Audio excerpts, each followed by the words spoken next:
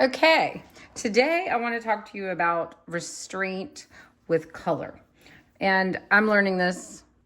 This restraint is not my strong suit. But what I'm trying to do in my own work is start off with more toned down colors and build intensity. And let me show you why.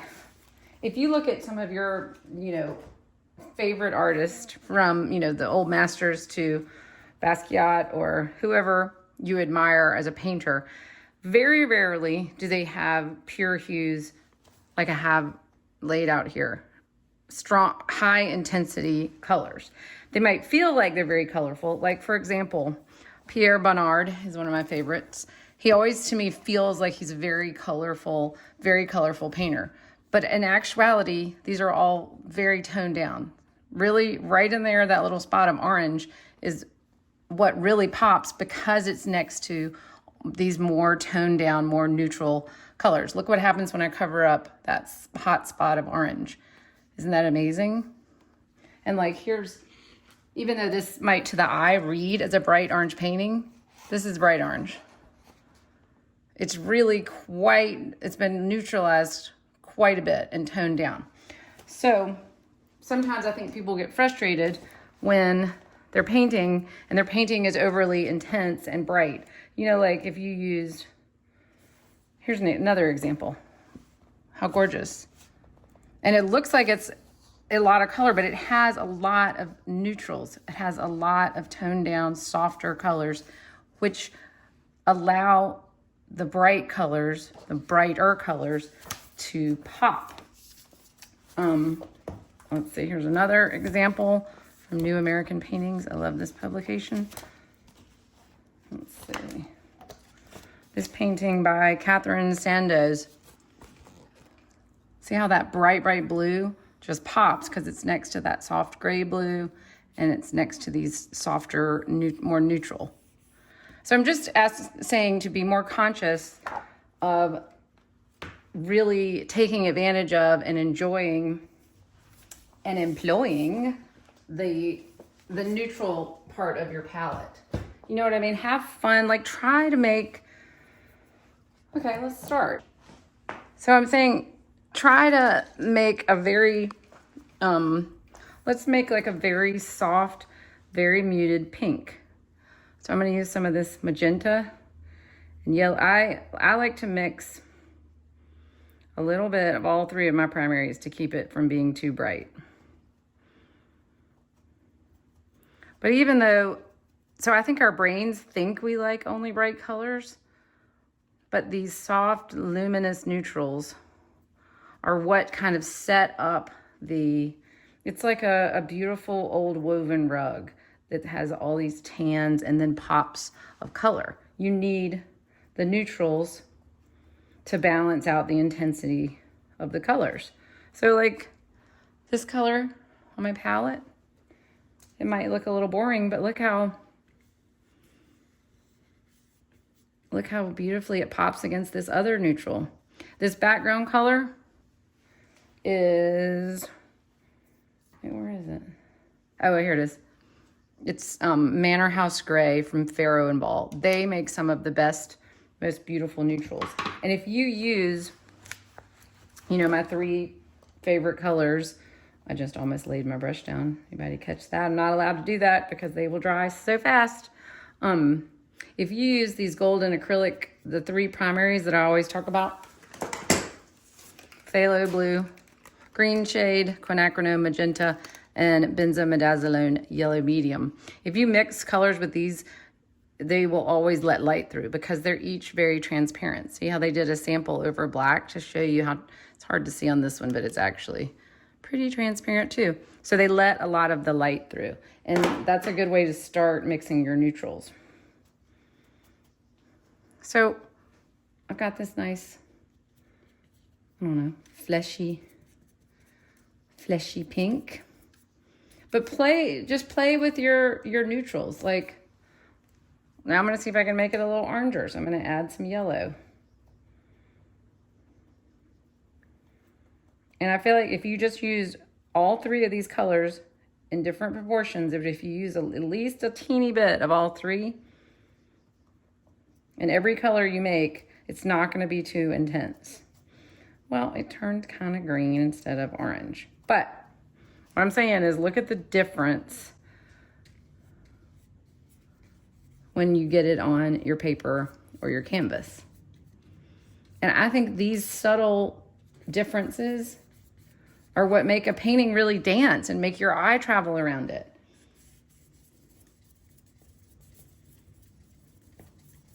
I also have noticed that when I'm working on a piece, if I get stuck, instead of letting your brain look for what's wrong with your piece, you know, like, oh, I don't like this part, it's boring, you know, whatever your head is telling you.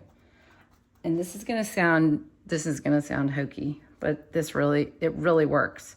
I want you instead to ask your painting, what do you need? What does this piece need? Because, you know, I keep going in this direction and it might need a little more pop. It might need a little more intensity. Or if you're just looking at it and listen to your gut instincts, what does it need? It might say green. It might say it needs a deep, deep, deep navy. It needs a smaller brush. It needs a pattern. And try it. Try just listening to that inner voice instead of, and making sure it's looking for solutions instead of focusing on problems. And that little shift will kind of put you in the more creative mode. Like, I want you to be in this, having these kind of sentences. I wonder what it would look like if. I wonder what it would look like if I added, I don't know, little navy stars. I wonder what it would look like if I added strawberry red. I wonder, that's where the happy accidents, you know, that, I love that TV artist. He talks about happy, that's where they come from, is from bravely experimenting and trying things. So I realized I started talking about restraint, and now I'm talking about bravely experimenting. So it's kind of a yin yang, you know? But mainly, the most important thing, oh, look at this nice soft blue. Oh, yes. And sometimes I feel like if I get a little lazy and use the same paintbrush, that it shows. And I think I like a little variety. So I'm going to put a little bit of this over here, and then I'm going to I'm just going to go with a different brush. Or sometimes I like to get out my paint pens. I've got some really great neutrally colors. Just to have different variety of line. Be like a little kid and just play. Try not to be attached to it being quote unquote good. Try to just be like more of an adventurer than a tour guide, because you're not trying to safely get to some destination. You're going into the unknown with a painting. You want to go, oh yeah. See, I didn't know I was going to like this neutrally yellow so much on top of this.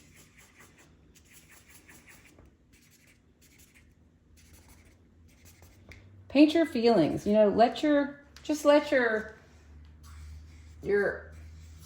you gotta like stop and be quiet long enough to be like, what do I want to do next on this? And don't overthink it. Just try it, whatever your little voice says.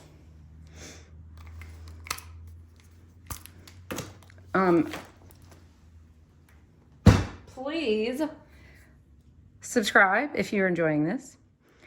And if you have any suggestions for what kind of classes you would like next, I'm going to get a little teeny brush. Let's see. Let's make a deeper neutral.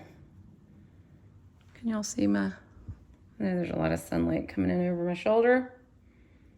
Okay, and let me just also say this, because if you are just watching along and haven't started actually painting yet, which I totally get, I really want you to know that all you need to be an artist, 100% all you need is the urge. If you have the urge to make, that is what makes you an artist. Not if it sells, not if somebody else says it's good. And and everybody gets caught up in the outcome, but it's the making, the urge to just create. That's what makes you an artist. That's the definition. Oh, I'm liking these. They're kind of fun. And people ask me all the time, like, I feel like I want to be an artist, but I don't think I'm good enough. We all feel like that in everything, but you are the only one that can paint like you. So think about it this way. In life, we are just an awareness inside a body experiencing this life, right? And you take in experiences and sights and sounds and smells and colors, etc. Then you process it in your brain, and then there's output, which might be writing a poem, telling a story, singing a song, painting a picture. But it's filtered through you and your experiences and your soul that is the only just like you filter that exists on this earth. So there is this magnificent, original, beautiful painting that only you can paint. And if you have the urge, that is your soul telling you to let it out, to let it out. And the best way to do this is just start. Just start. And one of the easiest ways is get a little pack of brushes, a little pad of paper, these 3 colors, and a tube of white, and go just play. And you don't need a huge space for that. You don't have to have an easel even. You can just lay it on the table.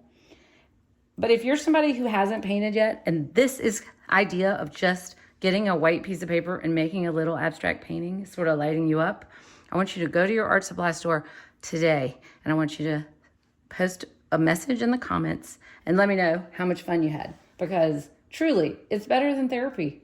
Y'all, it's like the most, you can get lost in it. It's the most relaxing, amazing, fun thing you can do for yourself. And if you have the urge, if you feel like this looks like fun, do not worry if you are good or not, because that doesn't matter. It really doesn't.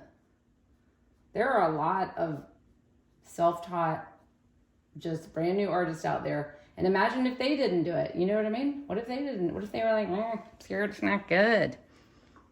So also, you're going to really have fun at the art supply store. It smells good. There's so much stuff. There in Atlanta, I go to Sam Black's. I do love some Sam Black's. They have something I've never seen before almost every single time that I go. So to get back on topic, sorry. I digress. I rant a little bit because I think everybody wants to paint. It's so weird when people come to my studio and I'm like, do you want to paint? And they say no. I think they're lying. I really do. I really, really do. I don't see how anybody doesn't want to like play with color and texture and paintbrushes. Don't you? Don't you think they're lying? I think they're lying. Totally lying. I mean, in kindergarten, did anybody say, no, thank you, I don't want to finger paint? No, because we all want to. Because making art I don't know why, and I'm very curious. Oops, look at this interesting color I just made. Well, you know what? Let's see what it looks like. Oh, I like it. Nice taupe. But see how I feel like my restraint has kind of made this interesting, and when I do have a crazy pop of color, I think it's going to really pop. Now, you don't have to buy these golden acrylics. I'm just saying they mix an infinite amount of colors. I'll show you.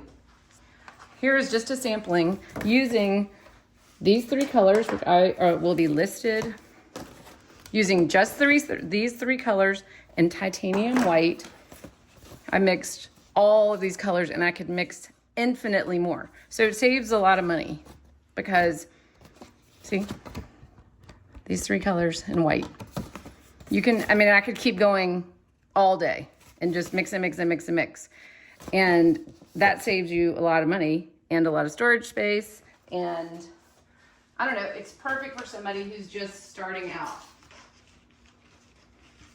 As far as the brushes go, oops, I'm never supposed to lay my brushes down. It's because I'm videoing. I really, when I'm painting by myself, I don't do it. But so get some synthetic brushes. You can, of course, get the natural hair like the sable or the really expensive ones, but I would get synthetic because acrylic paints are basically plastic and they're very hard on brushes. So, and I mean, unless you're doing some super, detailed finesse work, I really don't think you can tell the difference.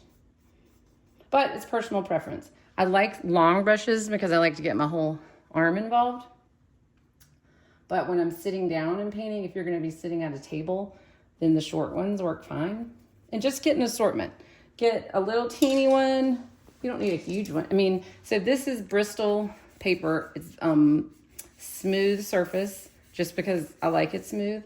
I think this is a 19 by 24 pad of Bristol paper, but you can also use watercolor paper. If you like a bumpy surface, you can use basically any paper. Sketch paper is going to be a little thin and the paint might make it buckle. So I wouldn't go any thinner than a Bristol. That's the type of paper, and it's like cardstock, basically. I would get an assortment of brushes. I'd get at least, maybe get one as big as your thumb for your biggest. Just, in case you want to do a wash. You could go a little bigger. You could do, but you don't need a giant brush. So I would get one of these. I would get one rounded one. I would get a small flat and at least one little pointy guy. I don't use them a lot, but like for signing my name and little details. Just get an assortment, maybe 5 different ones. You can use a jar for your water container. I use this vase I got from IKEA. And I do like to have a palette pad, which is like a pad of wax paper for my palette. And I do enjoy using an easel, but you certainly don't have to. You don't have to get an expensive one, but I just got a little easel because I paint all the time. And I like to keep a thing of baby wipes around. Acrylic paint. If you're careful, you're an adult, you'll be fine. I make a mess and I get it all over my clothes all the time without knowing it. Kind of hilarious. I'll try to wear clothes and be like, I'm just going to be careful. And every time I get paint on them. So they become painting clothes. I now have a drawer that's only painting clothes. Okay, so restraint with color. See how it's kind of building up and making it kind of soft? So then when I come in and I maybe make a slightly more intense, which means less neutral, it's still, I'm never using straight out of the tube.